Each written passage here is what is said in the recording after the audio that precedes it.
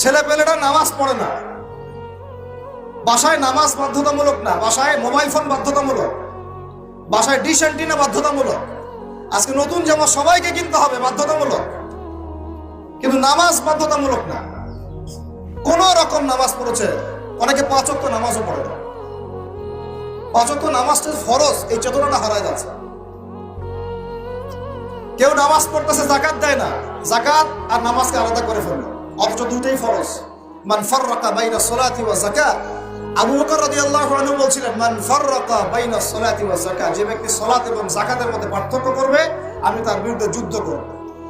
এবং তিনি করেছিলেন, এটা রাষ্ট্র ক্ষমতার মালিক, তিনি করেছেন। কেউ নামাজ এবং যাকাতের মধ্যে পার্থক্য করলে সে কাফের হয়ে যাবে যদি নামাজ স্বীকার করে, যাকাত স্বীকার করে না। 10 বছর আগে যাকাত ফরজ হয়েছে, এখনো বহু মানুষ যাকাত দেয় না। অথচ যাকাত যদি সবাই ঠিকঠাক মতো দিত, বাংলাদেশকে কেউ তৃতীয় বিশ্বের কান্ট্রি বলতো না। পুরো বাংলাদেশের অর্থ ব্যবস্থা এত শক্তিশালী হতো যে আমাদেরকে লোন নিতে হতো না মানুষের কাছে। একটা গরিব মানুষ খুঁজে পাওয়া যেত না যে না খেয়ে মারা যায়।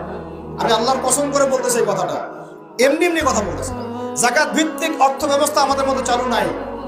আমরা এটাকে বুড়া আঙ্গুল দেখাইছি একদম।